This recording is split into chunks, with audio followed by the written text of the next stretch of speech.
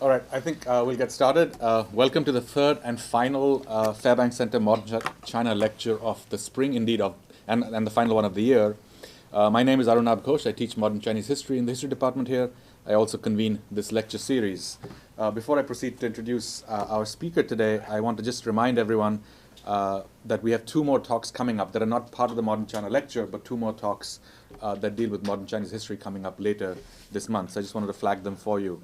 On the 15th of April, which is a Monday, the Fairbanks Center will host Joseph Esherick, who I believe will be speaking about his recently published monograph on the CCP's time in Yan'an, sort of party building in Yan'an. And then later that same week, on the 18th of April, which is a Thursday, Steve McKinnon will be speaking about his just published book on Chen Hansheng. It's a biography, a fantastic sort of almost 600-page biography, I think. So please keep that in mind. Please join us if you can then. Today, I'm delighted to welcome my old friend, Professor Uluğ Kuzuoğlu, to the Fairbanks Center. Uluğ is an assistant professor of modern Chinese history in the Department of History at Washington University in St. Louis. He is, I discovered, I didn't know this, a sociologist turned historian because he received his early training, his undergrad degree is actually in sociology from Boğaziçi University in Istanbul. And then, of course, he went on to do doctoral work at Columbia, which is how I know him. We were classmates at Columbia. As a historian, Uluğ works in both modern Chinese history and global history. He's particularly interested in the history of non-Western information and communication technologies, from printing devices to artificial intelligence, especially as they relate to social and political imaginations. He's the author of the book Codes of Modernity, Chinese Scripts in the Global Information Age, which was published by Columbia University Press last year. And in the book, Uluğ explores the history of Chinese script reforms, the effort to alphabetize and or simplify the script from the 1890s to the 1980s, so nearly a century-long period. And of course, I'm not going to say more about it because that's what he's here to tell us more about himself. But aside from the monograph, Uluğ's published articles in peer-reviewed journals like the Journal of Asian Studies, Modern Chinese Literature and Culture, 20th Century China, IJMIS, International Journal of Middle East Studies, among many others. He is now working on a new book project on the history of 3D technologies, artificial intelligence, and pseudoscience in the sinosphere. But aside from his, I guess, more humanistic academic pursuits, Uluğ is also interested in also uses information technologies to inquire into the humanities. And as part of that larger effort, he's built a prototype for Asia in St. Louis, a mobile app for exploring the Asian and Asian American history of St. Louis. And he's also now working at WashU with librarians and community leaders to expand this into a public-facing sort of DH endeavor. But of course, today we'll be hearing more about his traditional humanistic pursuits, i.e. writing a book. The title is the title of the book itself, I think, Codes of Modernity, Chinese Scripts in the Global Information Age. Before I hand things over to him, just a quick word about format. Uluğ will speak for about 45 minutes. We'll then follow that with Q&A for about 30 minutes, finishing at between 5:15 and 5:30, depending on the mood in the room. Okay, so Uluğ, a very warm welcome, and over to you. Thank you. Thank you. I'll just speak standing up because I feel more comfortable that way.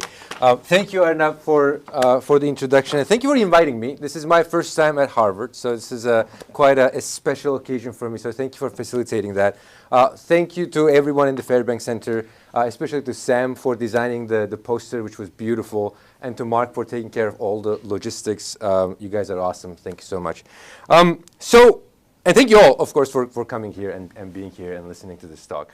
So today I'm going to talk about my book, as Arunabh mentioned, which came out a few months ago from Columbia University Press.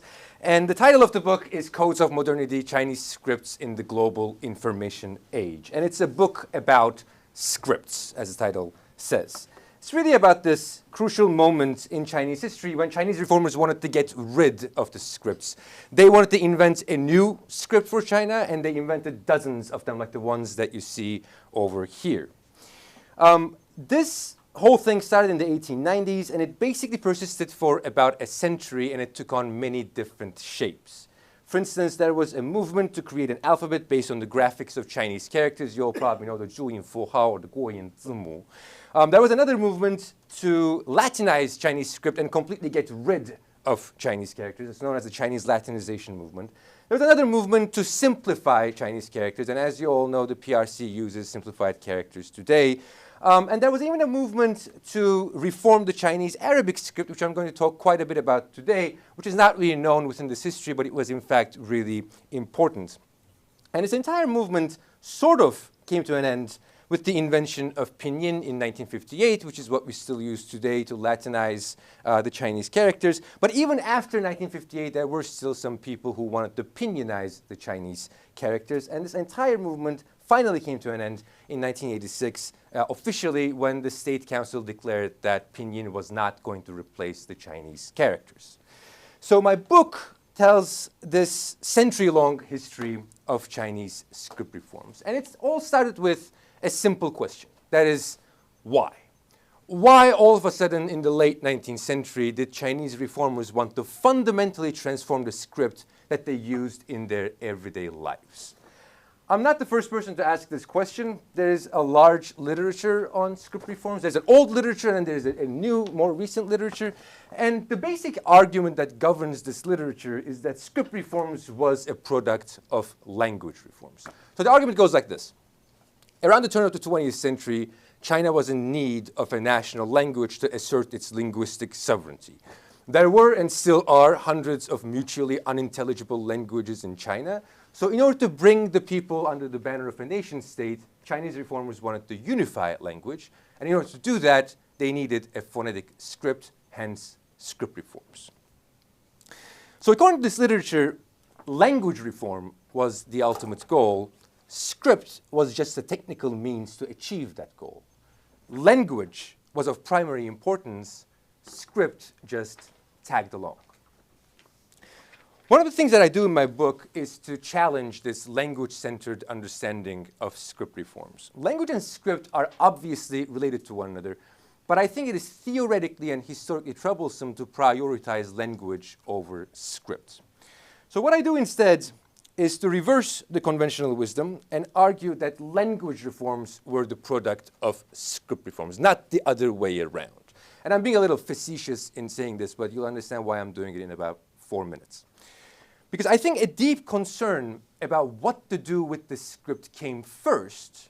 The question of language came second. So at this point, you might be asking, well, if not for linguistic purposes, then why did Chinese reformers want to change their script at the turn of the century? And before I respond to that question, let me expand it even more by zooming out of China. Script reform was not unique to China. Just as Chinese script reformers were trying to change the script in the 20th century, the entire world was trying to do the same. Vietnam changed its script from characters to the Latin alphabet in the early 1900s. Turkey, on the other end of Eurasia, also changed its script from Arabic to Latin in the 1920s. Central Asian republics followed suit and also changed their scripts, first from Arabic to Latin in the 1920s and then from Latin to Cyrillic in the 1930s. And similar kinds of discussions were happening all around the world. So let me rephrase my earlier question. Why did reformers across the world want to change their scripts at the turn of the 20th century? I would argue that the roots of Chinese and world script reforms lie within a history of the global information age that started in the 19th century. It was during this period that industrial capitalism and imperialism transformed knowledge regimes across the world because they imposed new infrastructures, new technologies, and new labor practices that challenged the existing orders of knowledge. Iron hand presses, movable metal types, typewriters, telegraph, new bureaucratic practices, new accounting practices, mass literacy. All of these small and large-scale transformations threatened earlier practice of information management and put pressure on the scripts themselves. So let me give you a concrete example.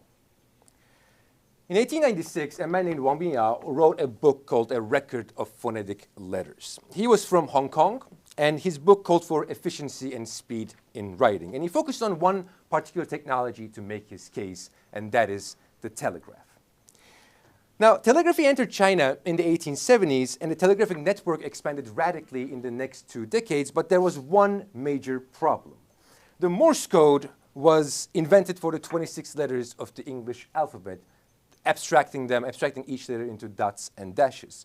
So when the Morse code came to China, it encountered an infrastructural anomaly, because how do you reconcile a quintessentially alphabetical form of coding with a quintessentially non-alphabetical form of writing? The response came by 2 Westerners living in Shanghai at the time, who said that each character could be given a 4-digit number. So if you wanted to send a message in Chinese through the telegraph, you would have to first convert the characters into numbers and then numbers into Morse code. And this constituted a major problem for Wang Miao. And it was essentially a problem of clerical labor time. Wang argued that it required too much clerical labor time to locate a character in a Chinese telegraph codebook.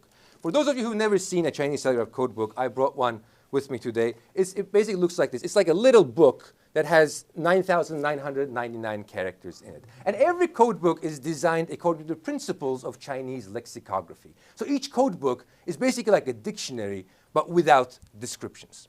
So how do you look up a character in a Chinese dictionary? And I'm sure everyone in this room already knows that, so I'll keep it brief. Every character has a main component, as you know, that we call a radical, and there are 214 radicals in total that are used to organize almost all of the Chinese characters. So if a telegraph clerk wanted to encode the character dian, for instance, they would have to first figure out what the radical is, which in this case would be yu, and then flip through the pages and go to that section of the codebook that has all the characters under yu, such as xue, fen, or yun, and then figure out where dian is, and then figure out what the number is, and then translate that number into Morse code, and finally wire it away. This not only consumed too much clerical labor time, but it also cost money. Until the 1930s, if I was living in Shanghai and I wanted to send Arunabh a message in Beijing, I would have to go to the telegraph office and pay the telegraph clerk for that added labor of translating the characters into numbers. And when Arunabh received the message, he would also have to pay to retranslate it back from numbers into plain text. So according to Wang, if only Chinese had an alphabet, then none of this was going to matter.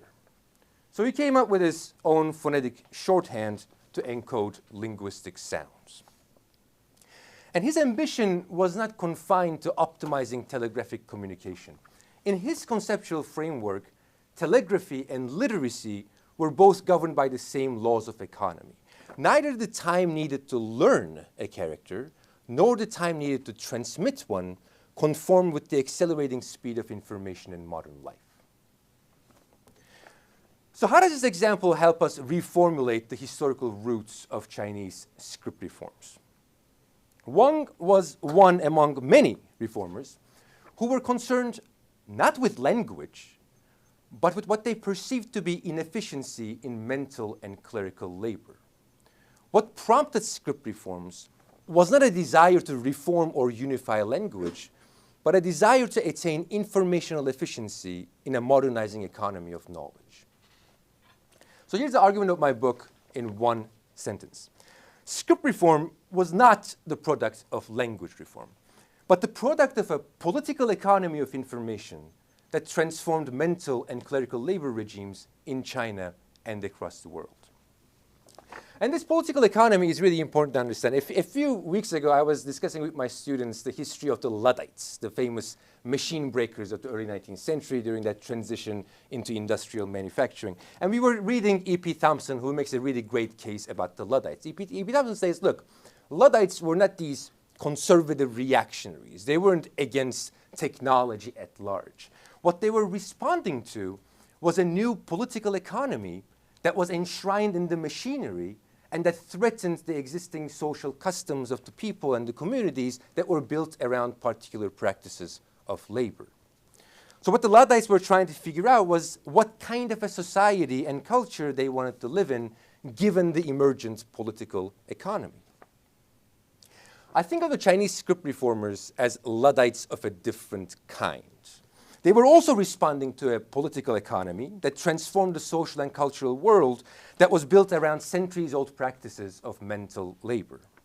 The entire culture of science, bureaucracy, and literature was being replaced by new values around the production, transmission, and consumption of information.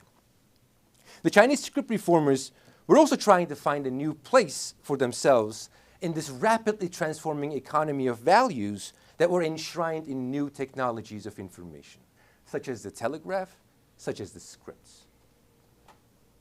To put it differently, this political economy instituted a new informational materiality. And in my opinion, this is absolutely critical for understanding modern Chinese history because it generated fundamental contradictions that continue to define Chinese society even today. One contradiction is the contradiction of linguistic representation. If China had an alphabet to increase informational efficiency, then what language was that alphabet going to represent? Was the new alphabet going to be based on Mandarin, or on Cantonese, or on Shanghainese, or on something else? This question was of vital political importance because depending on the physical form of the script, the future of languages in China was going to be different. Some people came up with scripts that had more than 100 phonetic signs, which could potentially enable the representation of all languages in China. But others came up with scripts that only had 40 or 50 signs that would only represent Mandarin and deny representation to other languages on the physical level of script. In other words, language politics followed script politics. A search for informational efficiency came first, scripts were created second, language politics inevitably followed. And it was at the level of script, I would argue, that the future of language was defined. Let me step away from scripts just for a second to clarify this point because I think it's important. And let me draw an analogy between scripts and urban infrastructures. Let's think about Robert Moses. And some of you might have heard the name. He was the most famous or infamous urban planner of New York. And one of the most infamous projects of Moses was the Long Island Parkways. And in the 1920s, Moses designed about 200 overpasses on Long Island. Now, the overpasses were unusually low. Some of them were only about 8 feet tall. It looked rustic and cute, and some people liked it. But later on, it turned out that Moses had deliberately designed these overpasses so low in order to deny entry to poor and black residents who could only afford public buses that were too high for passage. So it was only white, middle-class, car-owning citizens who could drive through the bridges and enjoy the park itself. In other words, as historians of technology have repeatedly argued, the politics of social and racial segregation was enshrined in the physicality of the infrastructure itself. Scripts were not unlike the Long Island bridges. It was at the physical level of script, in the number of signs or letters it contained, that linguistic inclusion or exclusion was defined. Scripts were the technologies that policed the boundaries of language. They determined whom to let in and whom to leave out. In other words, scripts were never neutral instruments of information transmission. Like other technologies and infrastructures, they embodied ideological biases and fantasies. I will circle back to these biases and fantasies in a second, but what I'm trying to articulate here is a new paradigm for thinking about scripts, a paradigm that steps away from a language-centered understanding and instead embraces an information-centered one that concentrates on the materiality of communication. Because new political possibilities, limitations, and contradictions emerged out of that materiality. To flesh all of this out a little bit more, I want to devote the rest of this talk to one script in particular, which I think best captures the global politics and ideologies that were embedded in scripts themselves. That script is the so-called Chinese Latin alphabet, 新文字. The Chinese Latin alphabet was the grandmother of pinyin, which is what we still use today. It was invented by Russian and Chinese communists in the Soviet Union, but it is in fact quite different from pinyin. So for instance, today we would write yuan, language, like this in pinyin, right? But in the 1930s, using the Chinese Latin alphabet, it will be written like this. Or the word for Latinization, Latinhua, today would be written like this with pinyin, but back in the day with CLA, it would be written like this. Now, these might seem like trivial differences, but the first time I encountered them, I was struck by the differences. Because why did the Chinese Latin alphabet use the letter Y to give a U sound? Or why did it use X to give a H sound? Or why did it use J to give a U sound? Where did these letters come from? and why these letters and not others? So when I started doing an archaeology of the letters themselves, I realized that the story neither started in Moscow nor in China, but in Baku, the capital of present-day Azerbaijan, during the first All-Union Turkology Congress. The first All-Union Turkology Congress was a world historical event.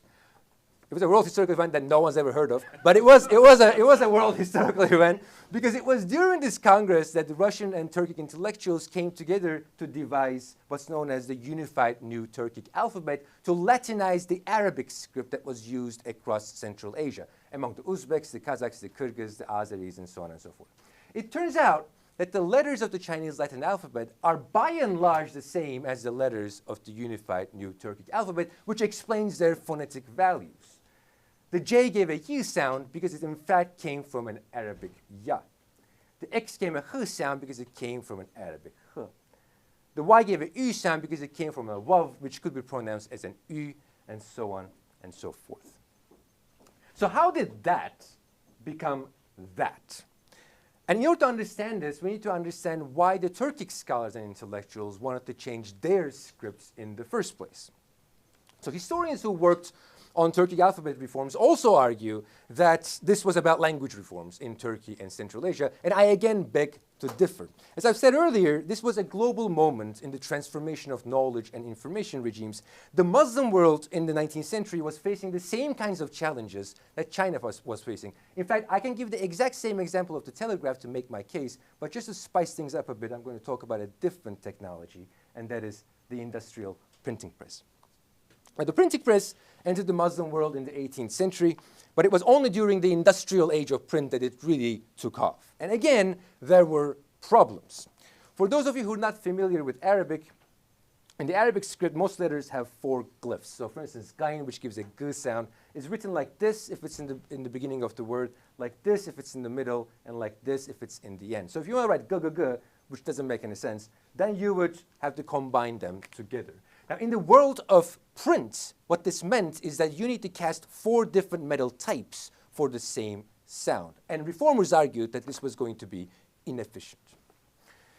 And that was not all. In the 19th century, the main calligraphic norm of the day, at least in the Ottoman Empire, was nask, in which the connection between letters were not really that straightforward. So I want you to look at the first word on the right over here. It's just a name, Mahmud. And if you were to write Mahmud in Unicode today, we would write it like this, in which even if you don't know Arabic, you can see every letter is separate and they're all written horizontally, M-H-M-U-D. But in the 19th century, using the calligraphic norm of today, the same word would be written like this, in which, as you can see, the first 3 letters, M-H-M, are written vertically, not horizontally. Now, again, in the world of print, what this meant is that you need to cast a separate metal type that only has these 3 letters in it. And it wasn't just these 3 letters that had to be combined in a specific way. Different letters came with different kinds of combinations. So all of a sudden, a typesetter had to have a type box of about 500 metal types. And depending on the calligraphic style, the number could go up to 2,000. And again, the reformers argued that this was just inefficient. And apart from these so-called economic difficulties, they also argued that there was also a mental difficulty. The Arabic letters have multiple phonetic values. So Wav, for instance, in Turkish can be an O, Ö, U, Ü, or V. So this word over here, I can read in a variety of different ways. I can read it as kürk, which means fur, kürek, which means ore, gevrek, which means crispy, görk, which means beauty, and so on and so forth. This, the reformers argued, led to, quote, mental confusion and waste of thought, end of quote. Now, we don't have to agree with any of this. I don't agree with any of it. But what's really striking is that just like the Chinese, what the Ottoman reformers demanded was increased productivity, increased information access, and increased efficiency in mental labor. Every single letter had to have an exact phonetic value in order to help the eye see as easily and efficiently as it could, like the examples that you see over here, in which every single letter is written separately. In other words, the imagined mechanics of the reading mind was an extension of new information technologies and new labor practices. What I would like to emphasize is that Chinese and Ottoman reformers were not in conversation with one another. What was instead happening was that the global political economy of information was imposing a distinctly similar knowledge and labor regime across the world. Chinese and Ottoman reformers were simultaneously trying to articulate the demands of this regime through a distinctly similar process and practice of script reform. From the 1860s to the 90s, Ottoman script reform was exported to the Balkans, to the Crimea, to Russian Caucasus. I'm not going to get into details, but what I do want to point out is that by the 1920s, the Azeris in Azerbaijan championed the movement and decided to Latinize their script. So the Azeris became the first Latinized nation. And this was such an important moment in the post-imperial age. This was happening right after the Bolshevik Revolution and the fall of the Ottoman Empire. At the height of an industrialist modernity, the Azeris in Baku claimed that they took a great leap forward into the modern age of efficiency and progress. And Lenin loved it. He allegedly said that Latinization was the great revolution in the East because the principles of Latinization, such as productivity and the creation of a new culture of knowledge, deeply resonated with the universalist principles of socialism. The Latin alphabet was recognized not as a Western alphabet, but as a universal revolutionary alphabet.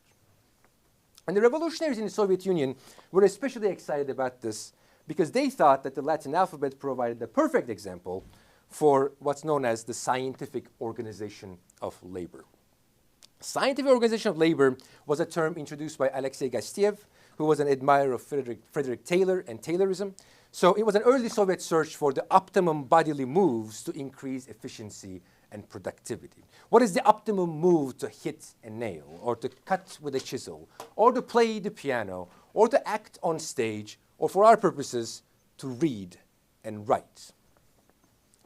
I really liken this to the productivity apps that we use today that constantly make us feel depressed because we're never good enough, right? That's exactly how they felt in the 1920s. They were obsessed, just like we are today, with efficiency, productivity, optimization. The difference is that they thought that the Latin alphabet provided all of that. So when the first All-Union Turkology Congress convened in Baku in 1926 to Latinize the Arabic script in Central Asia, Russian and Turkic intellectuals were constantly making references to the scientific organization of labor. And in the end, the new Turkic alphabet of the Azeris was revised as the unified new Turkic alphabet for all Turkic nations. Now, how did that become the Chinese Latin alphabet? In a couple of years, this alphabet became the medium to systematize internationalism in the Soviet Union. It was seen as the fastest channel to transmit knowledge beyond the borders of the Soviet Union. So very quickly, the unified new Turkic alphabet was exported to non-Turkic nations as well. And thus was made the new Kurdish alphabet, the new Buryat Mongolian alphabet, the new Persian alphabet, and for our purposes, the new Dunganese alphabet, which was the very first Chinese Latin alphabet. Now, why was it called Dunganese? Who were the Dungans? The Dungans were Chinese Muslims living in the Soviet Union. During the late 19th century, a small community of Chinese Muslims migrated to the Russian Empire and settled in around today's Kyrgyzstan and Kazakhstan. And in the 1920s, these Chinese Muslims became an asset for the Soviets because they already had a phonetic writing system for Chinese that was using the Arabic script known as Xi'er. Now, the history of using the Arabic script to transcribe Chinese sounds goes back to the Mongols. This is a manuscript from the 14th century, which is the earliest surviving example of using Arabic letters to write Chinese. So all the words that you see in red are in Mandarin as it was pronounced in the 14th century. And Chinese Muslims continued using this system until the 20th century, and in fact, they use it even today. The point is, the Dungans living in the Soviet Union were the descendants of the Chinese Muslims who had been using the Arabic script for centuries.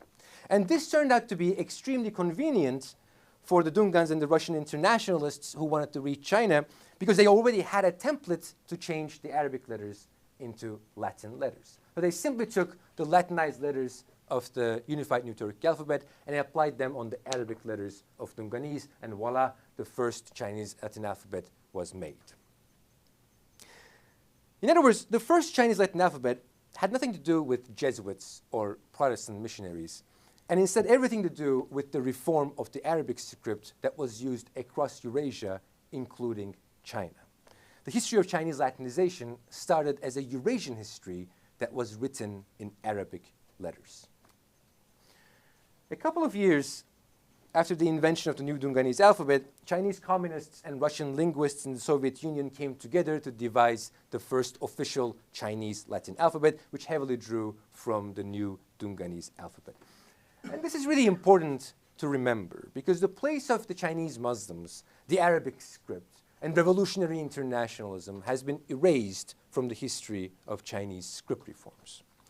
So in rethinking this history from a global perspective, I'm trying to give voice to these forgotten events and figures. But there's even more. So as I mentioned, scripts generated new possibilities, limitations, and contradictions. So what were the possibilities, limitations, and contradictions that the Chinese Latin alphabet generated for a modernizing China? To start with, let's go back to that moment in the late Qing when reformers from different linguistic regions were asking for different kinds of scripts.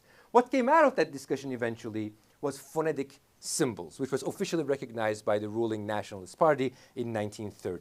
Now, as I said earlier, scripts were technologies that policed the boundaries of language, and they embodied ideological fantasies. Phonetic symbols provides a great example for both. On the one hand, it policed the boundaries of language by allowing representation to only one language, and that is Mandarin. You could not use the phonetic symbols to write other non-Mandarin languages. It would be like writing English with 15 letters. On the other hand, the Nationalist Party adopted phonetic symbols because it embodied the party's ultra-nationalist fantasy. The party was invested in phonetic symbols because it saw it as an expedient medium to disseminate its militaristic and increasingly fascist doctrines across the nation. So phonetic symbols was a technology of party propaganda that sought to invent a monolingual nation by denying representation to non-Mandarin languages. The Chinese Latin alphabet was a response to phonetic symbols, and it embodied a different kind of ideological fantasy, the fantasy of internationalism and socialism. In 1931, when the communists devised the Chinese Latin alphabet, they immediately pushed back against the hegemony of Mandarin and the propaganda regime of the Nationalist Party. The first thing they said was that the Chinese Latin alphabet was going to be an alphabet for the speakers of all languages in China. So using the Latin alphabet, they not only came up with a primer for Northern Mandarin, but also one for Shanghainese, one for Cantonese, and for various other languages and dialects. And this wasn't just about multilingual representation. The Chinese Latin alphabet was a counter-hegemonic technology that sought to empower the masses. Most of the publications in the Latin alphabet were socialist publications that propagated an anti-party and internationalist ideology. And that's why it was banned by the Nationalist Party in 1936, because it constituted a threat to the political regime. In other words, the counter-hegemonic power of the Chinese Latin alphabet represented the political possibilities generated by a new script. In addition to this counter-hegemonic value, the Chinese Latin alphabet was also a technology of literary internationalism. And there was one figure whose life was a testament to building an internationalist literary culture through the Latin alphabet. His name was Xiao San. Xiao San is a very well-known literary figure in China. He was the first biographer of Mao Zedong. He was fluent in Russian, and he was the main protagonist of the Chinese Latinization movement in the Soviet Union. My personal introduction to Xiao San came from a very different source. I first heard his name when I was in college in Turkey, as Arunabh was mentioning. And my favorite poet was Nazım Hikmet, who is a giant in Turkish literature. Just ask a random Turk on the street, they'll know his name. He was a communist poet. He studied in Moscow in the 1920s. Later, his passport was confiscated by the Turkish authorities, and he fled to Moscow, and he died there in 1963. One of his landmark poems, an absolute milestone in the history of Turkish poetry, was printed in 1928, and it was called Gioconda and Siyah-u. Joconde or Gioconda referred to Mona Lisa, and Siyah-u was the Turkish transliteration of the name Xiao, that is, Xiao San. This poem was a fictional poetic biography of Xiaoshan himself, because the two figures were actually lifelong friends. They met for the first time in Moscow in the 1920s. Later in the 1950s, Nazim went to Beijing to give an anti-imperialist speech during the Korean War. His poems were translated into Chinese. Xiaoshan wrote the preface to those translations. So the revolutionary cosmopolitanism of the 1920s created the conditions for an internationalist literary cross-pollination.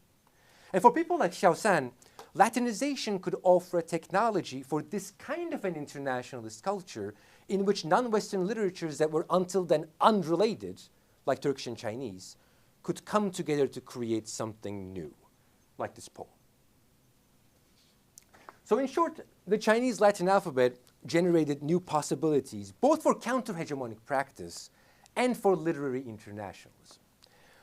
But it also generated limitations and contradictions that almost no one wanted to admit, either in the Soviet Union or in China. For Soviet revolutionaries, Latinization was the ultimate revolution that would bring enlightenment and progress to the entire socialist world. Rarely did they think about the materiality of the letters themselves. It was only after the implementation of Latinization across Central Asia that they realized the social, technological, and infrastructural limitations of the Latinized world. Let me be clear about one thing before I go any further. There's nothing universally intuitive about the Latin alphabet. You need to create schools for it, you need to train teachers for it, you need to print materials for it, you need to create technologies for it. All of this costs time, money, and skill that the Soviet Union simply did not have. In fact, they believed in the Latin alphabet so much that they didn't realize the difficulty of manufacturing Latinized typewriters for dozens of different nationalities that required dozens of different keyboard designs. The Soviet Union didn't even know how to manufacture Cyrillic typewriters, let alone Latin ones. They were buying them from Germany. So by the mid-1930s, what was supposed to create an informational utopia ironically ended up creating an informational crisis. And apart from these technical problems, there were serious ideological problems as well. Soviet internationalism was in crisis in the 1930s. The terror campaigns in Ukraine were just the beginning of a larger Russification process that ran counter to the earlier project of internationalism.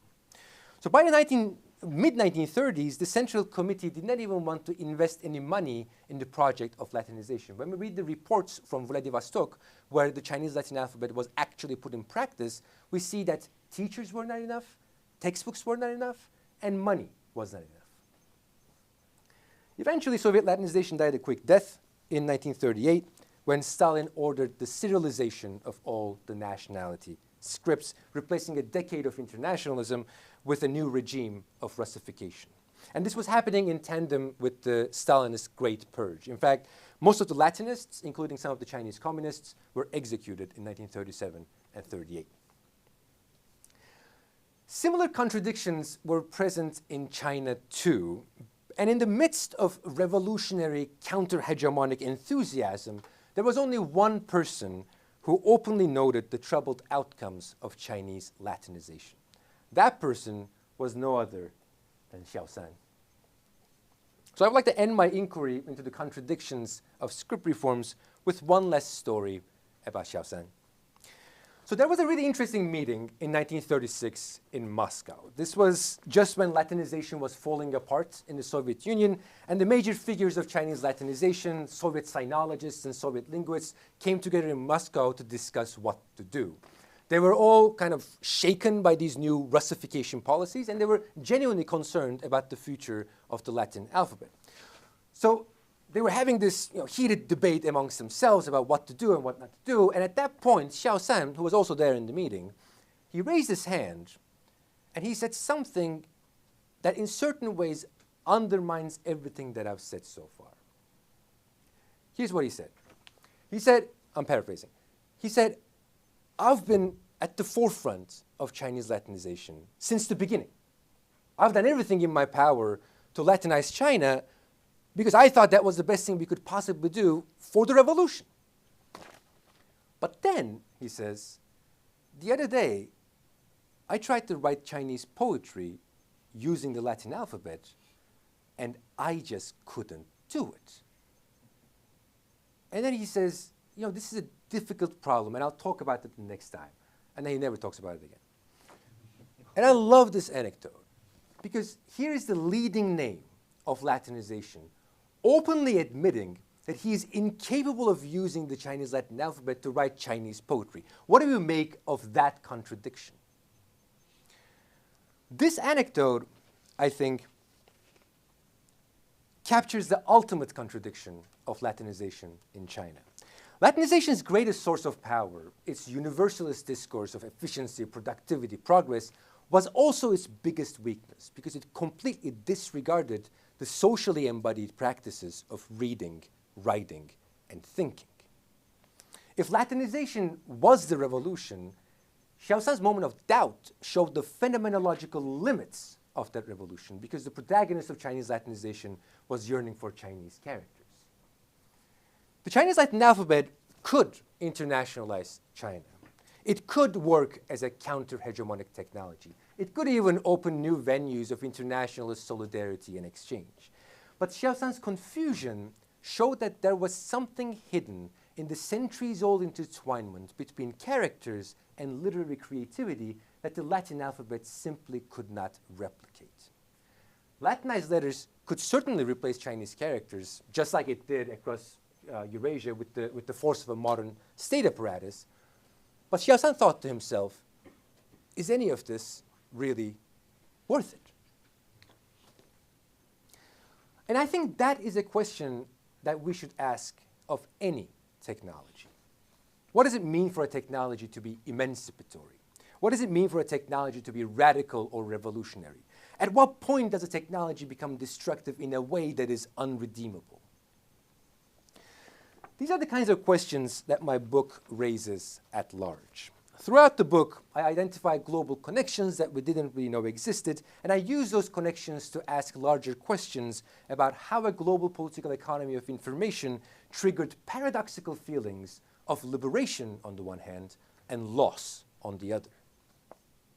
And I should note that the Chinese Latin alphabet is just one among many scripts that I examine in the book. I also devote quite a bit of space to phonetic symbols, simplified Chinese characters, pinyin. I'm happy to talk more about those in the Q&A, because each script has its own way of showing us how information technologies in history embedded deeper desires about what a society should look like. And what's more is that they further allow us to reflect on our present moment, on our addiction to information, on our fetishization of social media, on our misplaced faith in technological fixes rather than societal reforms. So through these stories that range from Central Asia to Russia to Turkey to the US, my book is an attempt to situate China and Chinese scripts within a globally shared experience of the information age. I want to offer a new method to think about the history of script reforms. I want to carve out a conceptual space for understanding scripts themselves, their possibilities, their limitations, and their contradictions. And ultimately, I want to show that thinking about the materiality of communication not only expands the conventional geographical boundaries of modern Chinese history, but more importantly, it allows us to think about the place of the human within a greater world of information, technology, and ideology. Thank you for listening.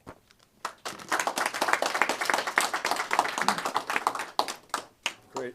Thanks so much, Uluğ. That was really quite terrific, and I think a really persuasive sort of instantiation of how we can think, like how to do global history without falling into sort of China and then looking to the West as sort of the frames of reference. I think so. That was really fantastic. I have a bunch of questions, but we have a lot of people in the audience, so I think I'm just going to throw the floor open and take questions. But if you don't have any, I'm happy to jump in and ask the first one. But okay, maybe as people formulate their questions. So I was really struck by sort of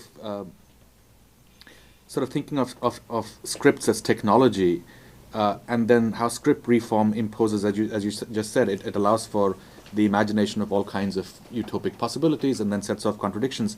And I was wondering whether a comparison with not of script reform with script creation can be instructive, right? So in moments in the past where you have groups of people, so you've said, mentioned the Mongolian script, for instance, and other instances where you have a language being spoken and then the script gets imposed on them.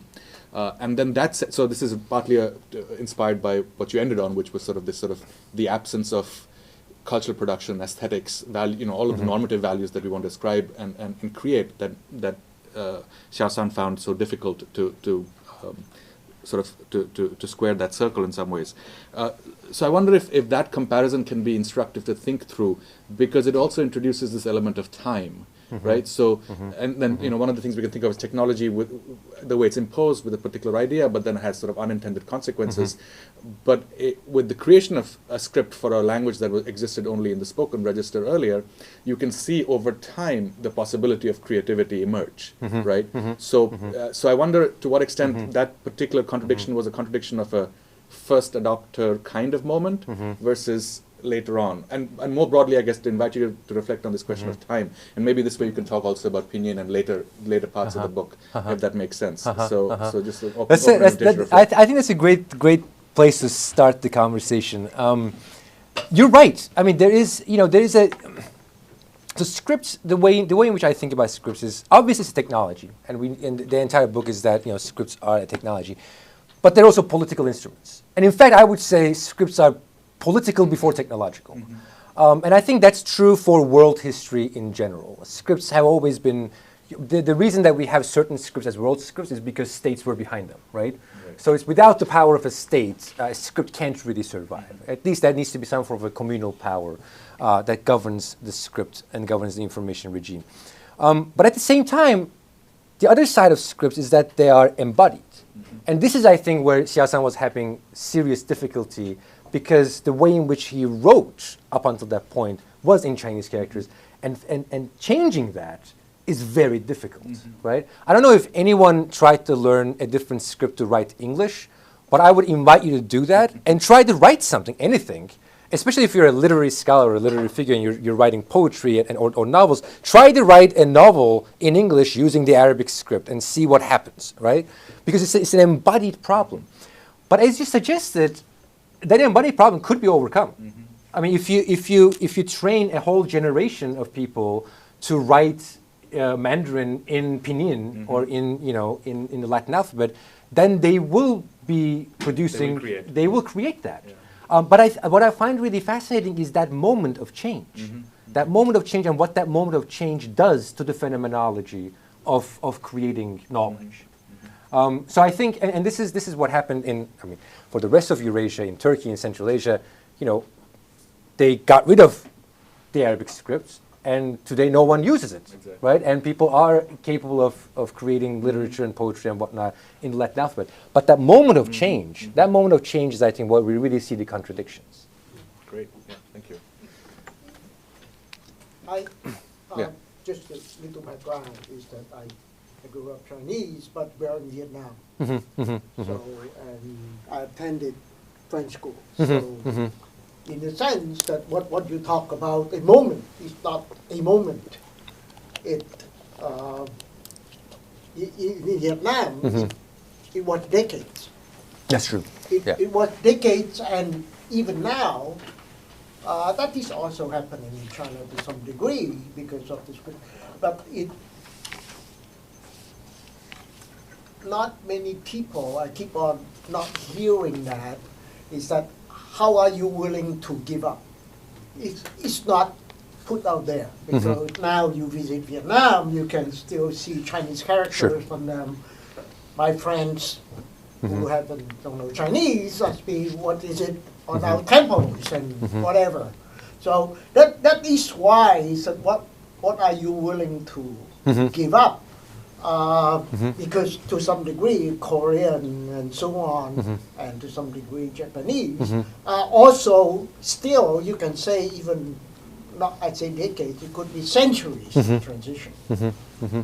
So I'm just wondering if you phase it, and also one of the things. So I work in IT, so. In a way, is that your point about technologies is totally true, but even in the in the late 70s, I always already said that really the simplification already lost its reason. The simplified script no longer has reason to be because it lasted only 30 years because the computer can print Yeah, it doesn't matter.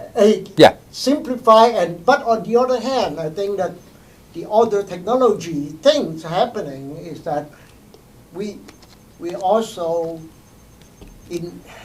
until not very long ago, people thought that the communication is important. Communication is verbal, and that when internet and so on, we find out that actually communication is visual. Yeah. And or at least the written, rather than visual. But I totally agree with you. I mean, I think there's something important though we should point out where you said, well, it's been centuries since Japanese or Korean they have been sort of changing the script, and that is true. Scripts change all the time in world history, but there is something specific to the 19th century developments that we should really take into account. And what I would like to emphasize is that technology is important, but the main driving force here, in my opinion, is not the technology, it's the political economy. It's the political economy of producing information. That is, I think, what is driving the entire process. It's the economy for whom? That's a great question. Because what happened in Vietnam, because it's a great game. Exactly. For the French. Yeah, exactly. Yeah. But it's not really true. Yeah.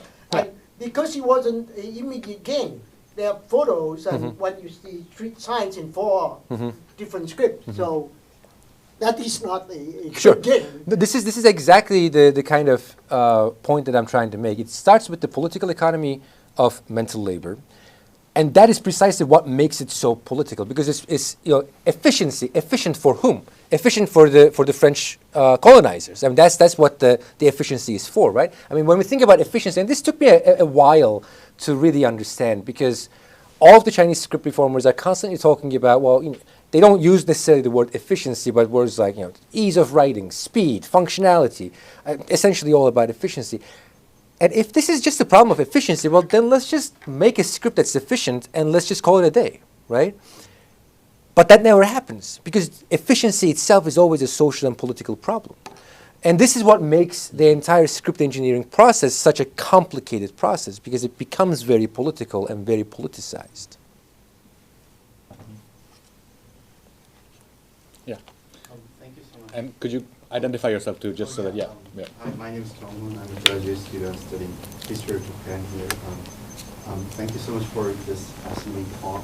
What's really striking to me from this talk is that even though the main pressure, to reform the script seems to come from, this context of imperialism and,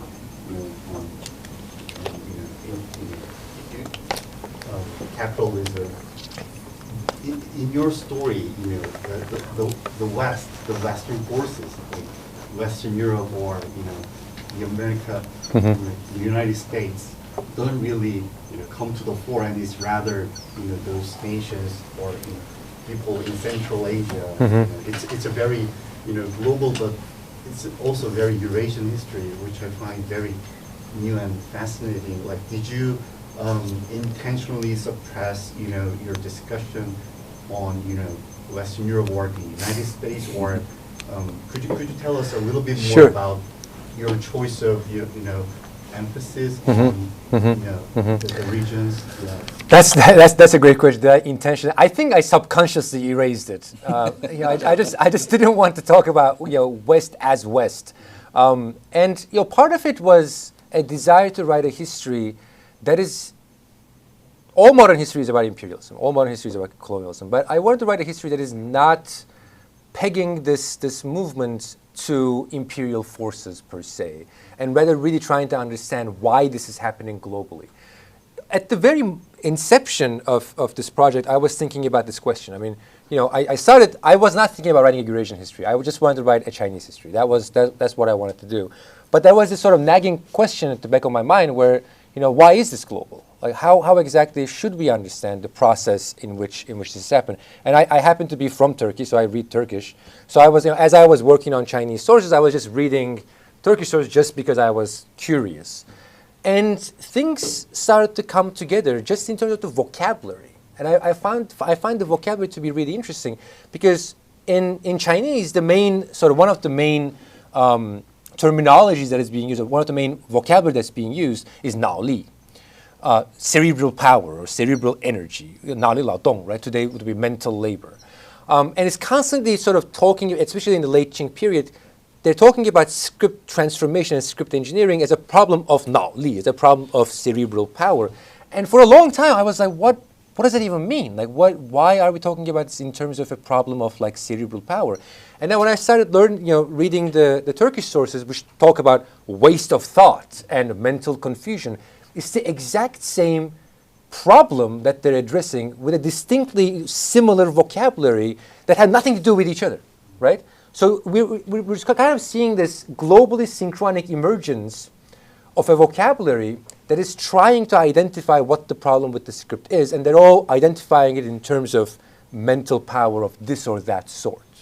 So when I started sort of realizing that, I decided to sort of go bigger. But again, the story of the sort of the Ottoman side of the story came in quite late because I went to Russia just to learn about the Chinese Latinization project as it happened in Russia. And then it was in the archives that I figured out that this was all connected to one another. So it was sort of serendipitous for me because I was like, oh, I can just bring in my own language into this thing. But that was not the original project. So that's sort of how it developed in the end. But I also want to say that I do talk about the US in one chapter especially because the simplification of Chinese characters and the sort of rationalization of Chinese characters in the 1920s and 30s happened in tandem with behavioral psychology and linguistics in the United States. So it was a very similar idea of how do we make language more efficient that American psychologists were really invested in. And the first generation of Chinese psychologists were trained under those American psychologists. So again, it's the same discourse of efficiency and productivity that's just all over the world at the same time. So how do we understand that sort of bigger picture? And we can't, in my opinion, we can't really understand it if we just talk about Western imperialism and colonialism. Victor. Hello, hi, Victor Sia, I teach in the History of Science department here. Thank you so much, Luke. This was really fantastic. Having only sort of read the introduction so far, I'm looking forward to diving into the rest of the book. You actually anticipated my second question about the psychology, but I'd love to sort of hear you riff a little bit more on the folks who are doing Hanzi Xinlixue in the 20s and 30s if possible. But I was also wondering if in this long period that you studied, one of the impulses that we see around script reform seems to be sort of finding that singular national script, right? But whether there were folks who were arguing for making affordances for, let's say, the multiplicity of concurrent scripts even within a particular national or cultural context, and just thinking of something like Xiao'erjing that would exist alongside your Chinese characters while having these transliterations, if we want to sort of think of it that way. And so I guess I was just sort of thinking about the extent to which some of the scripts that emerge come out as ways to phoneticize something and exist as sort of how Bofo was used also to alongside sort of the marking up of and the retention of, let's say, Chinese characters, and whether you had folks who were on the ground thinking about the possibility of you've told a very universalistic, I mean, a more kind of convergent story, but folks who made allowances for I think one of the important things to remember in thinking about script reforms is we sort of tend to think about it as you either keep the Chinese characters or you get rid of them, right? It's either the alphabet or the characters. That was not necessarily the case for most of the script engineers. The Latinists in that regard was kind of an exception in the sort of very revolutionary way of destroying the Chinese characters themselves. Most people wanted some sort of a hybridity to exist in China. And in fact, eventually, that's what happened, right? There's a hybridity in China, there's an alphabet, there's pinyin, and then there's Chinese characters, and there is some sort of a convergence between the two that happened. And I think this hybridity is really important to understand, because I see this hybridity in certain ways as a synecdoche of Chinese modernity at large, because Chinese modernity is hybrid. So it is, in my opinion, fascinating to figure out how that hybridity came to be, and why not, a different form of hybridity came to be. So that would be the sort of, does that respond to your question? So, yeah, but it's interesting that the Latinists then are the ones who, Victor Mayer's style has changed everything to opinion. Yeah, I mean, it's I also want to mention that pinyin, I said it's the grandmother, Chinese Latin alphabet as the grandmother of pinyin. I don't think that's true. That's what people think, but I don't think it is true. I think pinyin and Latin alphabet are in fact very different, because if we were to think about scripts as political artifacts, then the politics of Chinese Latin alphabet is entirely different than the politics of pinyin, right? And politics of pinyin is in fact very similar to the politics of bohomorpho, to the politics of phonetic symbols. So pinyin was really bohomorpho dressed in Latinized letters, and that's sort of the last chapter of the book where I talk about that. But I want to go back to the other question that you raised about Hanzi Xinyi Xue. One of the really fascinating things, the images, I wish I had it with me to show you, that's constantly in my mind, is in the 1920s, Chinese psychologists in the United States were trying to figure out how to rationalize Chinese characters. And one of the things they were trying to do is to use cutting-edge technologies to record the eye movements while reading a text, right? So you have these images of the eyes that a camera just takes of multiple pictures of the same eye, just looking at the characters. And what they were trying to do is to figure out what makes the eye movements more efficient. So if we can quantify that, then perhaps we can figure out a way in which, how should we write the Chinese characters? Should it be from left to right to left, top to bottom? What exactly is the most efficient way of reading it? And what I find really fascinating in those experiments is the way in which they abstract writing as a socially and culturally embodied phenomenon into writing as pure information, into writing as a purely physiological phenomenon that is not really about the social and cultural anything, right? It's just about the eye. It's about the physiology of the eye. And if you can figure out that sort of valorization of the body, then maybe you can figure out what the most efficient way of writing is. So it sort of goes back to this argument about the political economy and like how bodies, in this case eyes, are becoming valorized under this new economy of knowledge.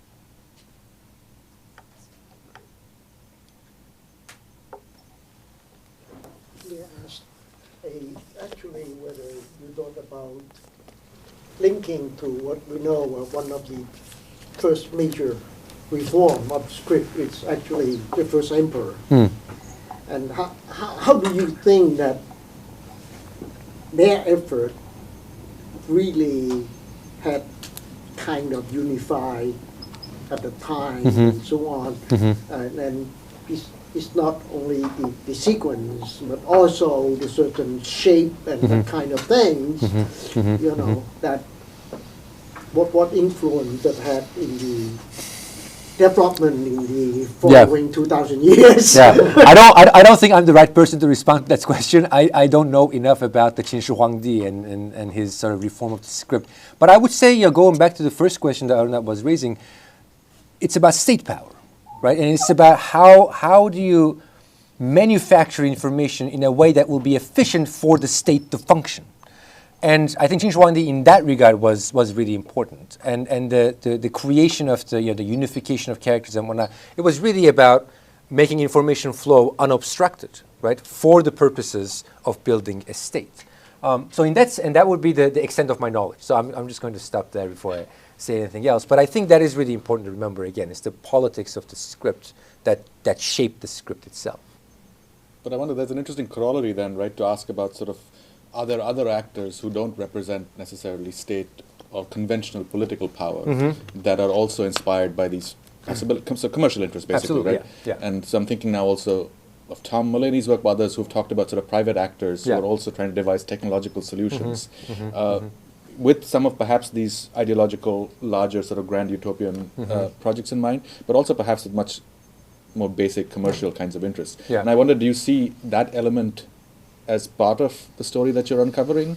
I think there are elements of that. I mean, especially if you look at, for instance, indexing technologies, and one of the major changes that happens in the Republican period is this crisis of indexing, because 214 radicals are in fact not that easy to use, right? There are a lot of there's a lot of sort of innovation around how to index Chinese characters, and that is mostly tied to the commercial press.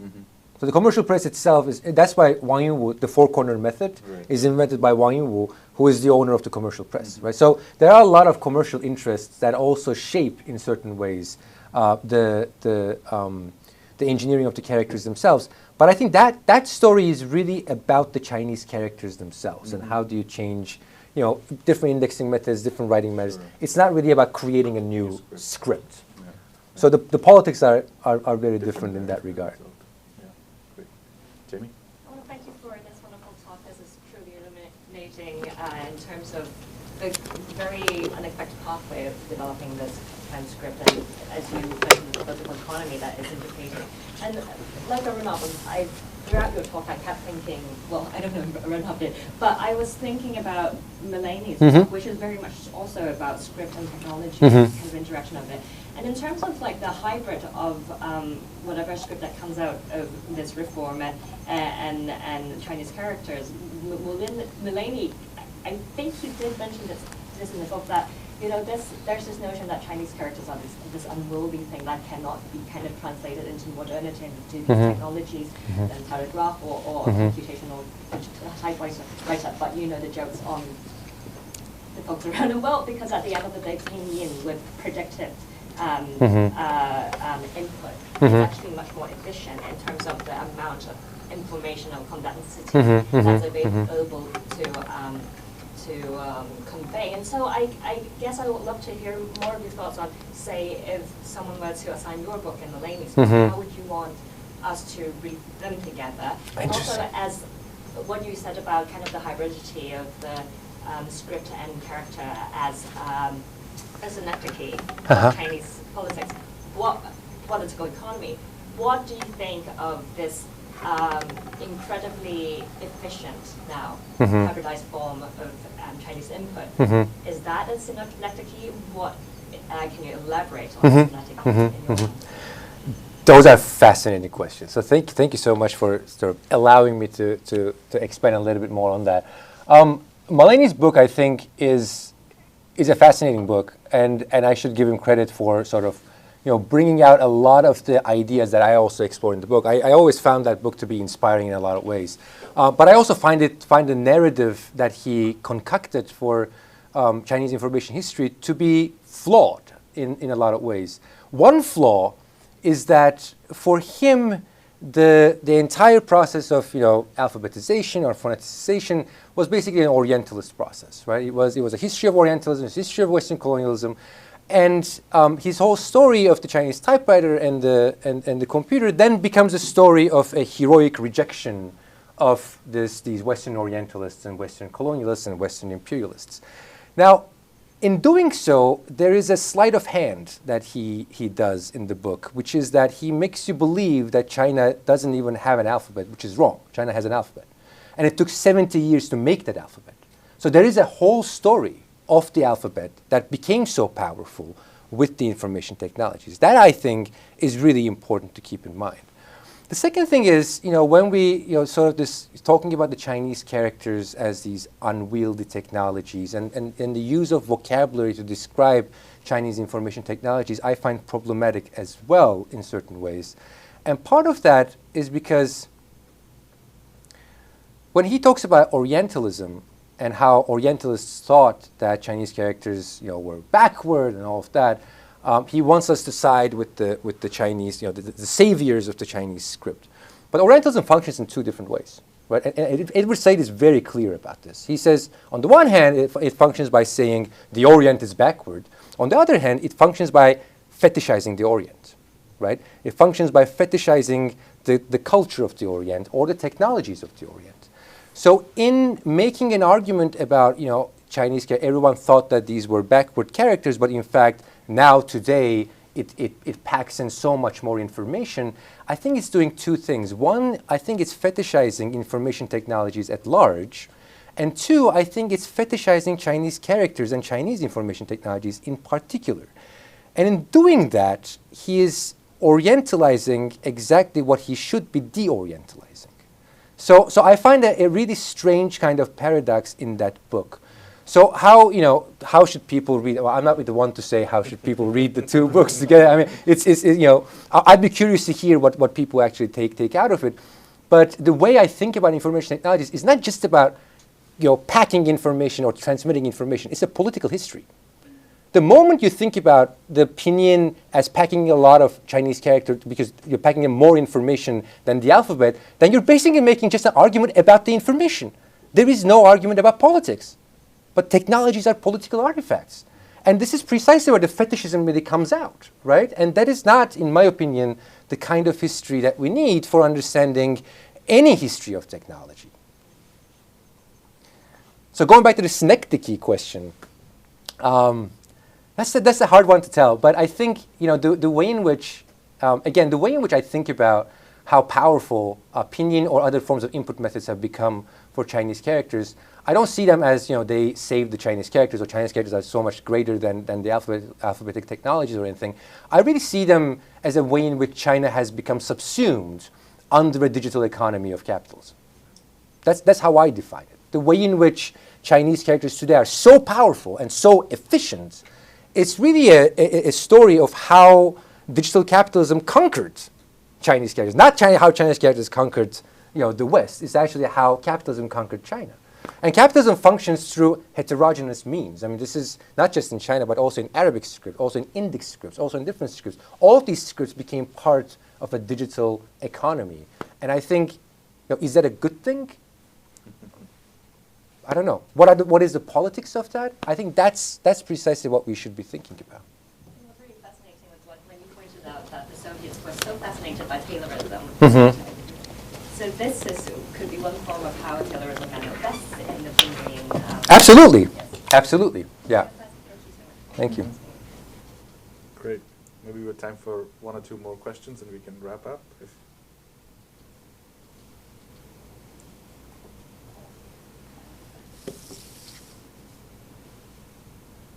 I don't see any hands. But maybe I can, as a final maybe comment, then maybe you can expand on what you were saying about Tom's book in some ways, because you had a bunch of other books in an early slide that you talked about. And one way in which you framed this, of course, was language to script versus script to language. But the books, they're doing different, each of them is doing different things, and some of them takes politics very seriously. That's different, right? Absolutely. So I was wondering, where do you situate your work, if you can speak a little bit about that, in light of what seems to be a renaissance in some ways of scholarship on these questions. Yeah. The past about 6-7 years, I think, has really been a renaissance of Chinese language and script. And I did not really do justice to the books that I showed. Those books I really admire in different ways. I would say most of them, with the exception of Euro Zhong's book, they are about language politics. So, how do we think about the creation of Mandarin? And why did Mandarin succeed, and why not, other languages? So how was that process like? And in the books, they obviously talk a lot about the script too, because they, one cannot really understand language without script. But the main focus is on language. The main focus is on language as a spoken fact, right? With the exception of Euro, I think Euro's book was really about trying to understand grammatology, what she called. And it's an inspiring book. It's a very interesting book. The only thing that's interesting, that's sort of mind-boggling to me about that book, is that even though she wants to talk about grammatology, she ends up talking about phonocentrism. So it's really, so it's again about language centrism.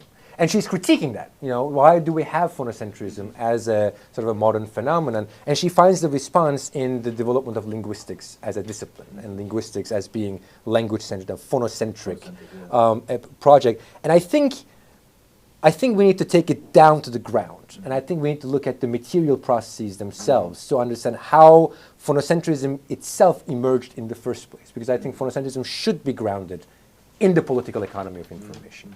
So that's where I would see a little bit different. So, but I mean, this is a fascinating field, and I hope more people will write about these issues because it's growing in different ways, and not one way is not better than another, but it's really we're kind of seeing a branching out of the field of language and script. So I'm excited to see where it goes. I think there's probably enough to even design a whole semester. Yeah. There's enough books now that you could do a whole semester on exploring these from a variety of different perspectives. So, well, thank you so much. That was really wonderful. Please join me in thanking Uluğ. Thank you.